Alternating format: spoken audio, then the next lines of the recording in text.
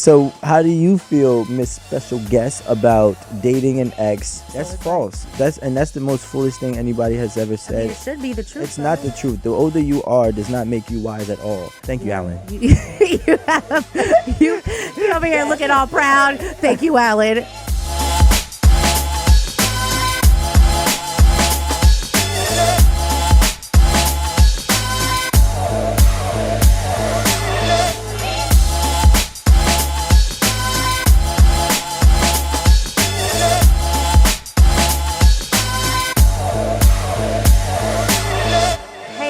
Welcome to 8 at the Table. Thank you so much for tuning in. It's your girl, Jada Blackwell. That's right. I'm back. Looking like a snack. Second joking. Okay. So, anyways, today we are going to open up the topic, and it's going to be very interesting because today we're going to be talking about the fact that, go ahead, Rico, what are we talking about?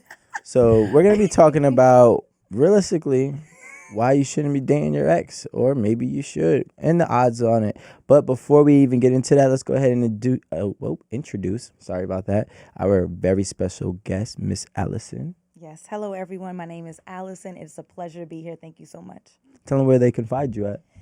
You can find me everywhere: YouTube, Instagram, Twitter, Facebook, TikTok, at Align with Allison. I'm a certified dating and relationship coach, and I primarily work with women to help them find and keep the partners that they deserve. Keyword is keep. So how do you feel, Miss Special Guest, about dating an ex, the odds, and or should you do or should you not? So I get this question all the time. A lot of people are afraid of the dating scene.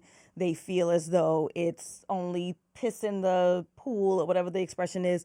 You can date an ex. You can go back. It just needs to be reasonable. So the first question is, why did you guys break up? Is it clear as to why the breakup happened? And then once you know why, is it rectified? So, example, you and your boyfriend were together. He got a job opportunity in California. You guys didn't want to have a long distance relationship. You break up. 6 months later, he returns back to the tri-state area. It's all good. There was a problem. We know what it was. Mm-hmm. It's now resolved, so you can give it a second chance. But whatever your problem was, if you don't even know exactly what the issue was, and therefore you can't fix it, what is the purpose of going or doing it again? It's not reasonable. Right. So again, it can be done, but at the same time, it needs to be something that can be fixed, and it needs to be fixed before you do it again. I like that. Do you? I think that makes sense, though. That was cut and clean. Yeah, it's just like if we know why it didn't work out and it's something that can be worked on and fixed, then why can't we give it another try? And now if it's something where there's cheating involved or something like that, then it's just like, I think that I know who you are as a person because I know you to be a cheater, so therefore I'm not going to trust you again to want to go back to you. I feel like that one kind of holds a little... Infidelity is crazy. I know, but there's like variables with different situations. I feel like, okay, maybe after some time, you could get over it.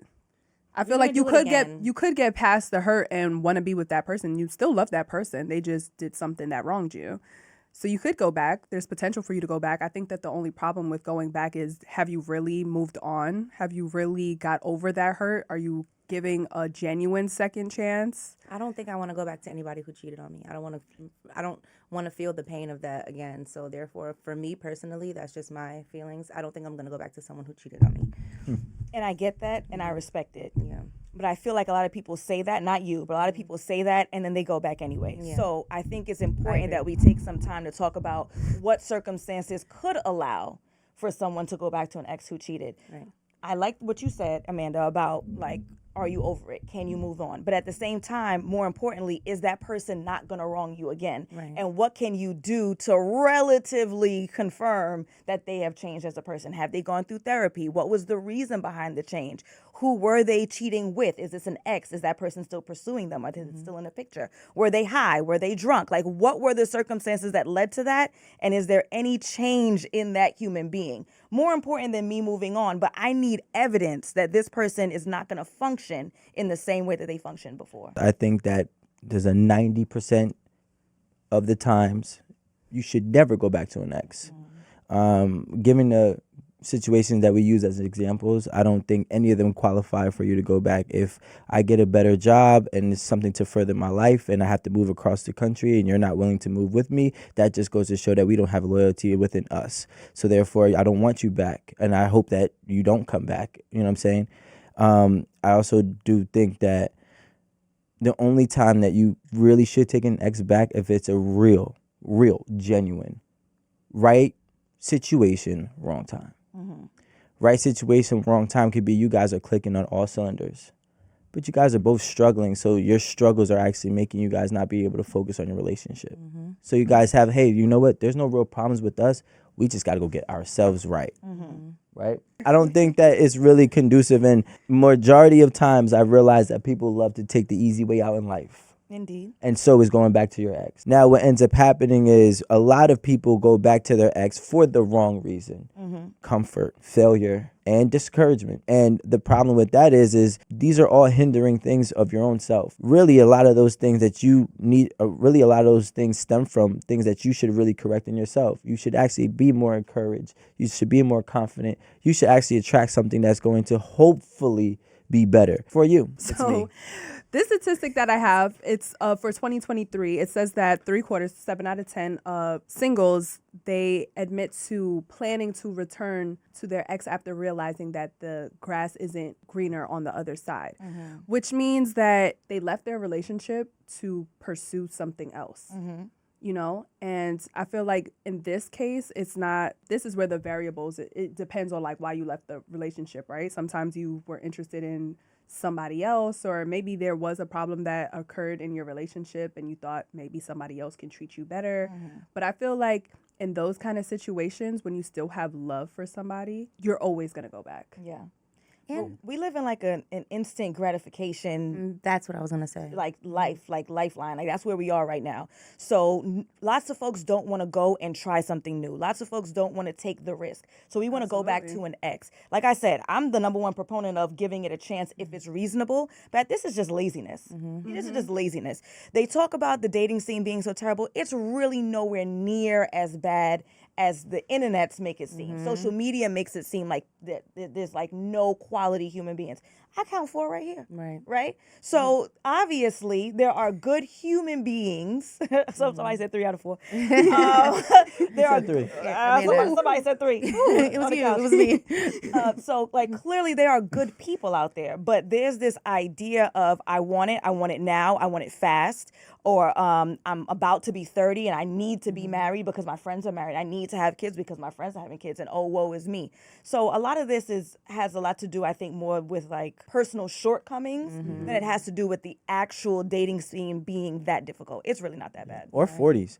Yeah. I feel like a lot of people that are approaching 40 are going to be, we don't know the age group, right? And that stat. It might be easier though. Well, the thing is, and that's the problem, never in life is easy good. No, but I'm saying experience-wise. So if you're approaching 40, if you're 40 or you're going to your 40s, now it's like a group of people that are all a little more experienced. They've been through this, been through that, seen the type of people they do and don't want to accept around themselves. So now you have more of a clearer understanding. Once the older you get, the wiser you are. So that's false. That's the most foolish thing anybody has ever said. I mean, it should be the truth. It's not the truth. The older you are does not make you wise at all. The wiser you are, your wisdom really comes from the knowledge from being able to listen, analyze, assess, and retain. It doesn't matter your age. There's 25-year-olds who are more wise than 45-year-olds, and vice versa. So at the end of the day, it's all about understanding life. We talked about this, the main degree that you should want to have is a degree on life, the degree on people and understanding what you want out of life and what can you make life or how you can make life work for you, whether it be a relationship, an occupation, or whatever the case. No, but the thing is that what are we blaming? Are we blaming you for not having the skill set to make the shot, or are we blaming the game? So the thing is those people are saying, I'm going back to my ex because the dating scene is so difficult. They're blaming the external factors. What about I'm thinking about going back to my ex because I'm having a hard time navigating dating because I am not clear about what I want. I don't know what standards should exist. Like, it's you. It's many times it's more you. I know you just said try to be more sympathetic, but I'm not. I love her. I'm not, right? No, but that's real. It's Give her a more you clap. than it is the rest of the world, right? I had a professor who said to me one time, if one person calls you an asshole, they are an asshole for calling you an asshole. If 5 people call you an asshole, you're probably one. Like, what's the chances that everybody else is the problem? And you're just this perfect human being who has everything together, and it's everyone else who just can't figure out relationships. Nah, son, it's you. No. I was with you. I just disagree because I realize there's a lot of not fully equipped people. Here we go. I'm an asshole. I'll take that. I was gonna say it. Can I say something that Alan taught me? Can I say something that Alan taught me and how and this was one of the things Alan told me, which I thought was like so great, and I've been running with it ever since, right? And this is my take on my analogy on dating an ex, right? So there's an old story where there was a woman who wanted a pig. Okay, this woman wanted a pig, and she was a very rich, wealthy woman. She got the pig, she got the baby pig, and she dressed it up in all designer. She put diamonds on it, diamond necklace, everything. She made the pig everything that she wanted, right? And then as she, had the pig, one day it started to rain, right? And she got caught in the rain. And the pig almost broke her arm to jump out of her arms so it could run in mud. At the end of the day, the pig is still going to be a pig. It does not matter what you want it to be. It does not matter what you want to dress it up as. The same goes and the same rules applies as people. When you want somebody to be something, that person is what they are, and it's important to accept what they are, which is most likely, not all the time, but it's most likely the case that they are an ex and not a current. Thank you, Alan. You over here looking all proud. Thank you, Alan. I was about to look at Alan like, do you remember this story? Alan's like, that's Alan remembers, that's right? my boy. You remember this story? That's going back. Thank you so much for coming. Thank you. Allison, you were great. Line with Allison. This was great. This was a great talk. So, Allison, go ahead. Before we actually sign off for today, tell them where they can find you. Yes, on every social media platform at Align with Allison. It was great having you here. Jada, Amanda, you were great as well. Hey, everybody, I just want to say thank you for tuning in and tapping in with 8 at the Table, and we will see you next time.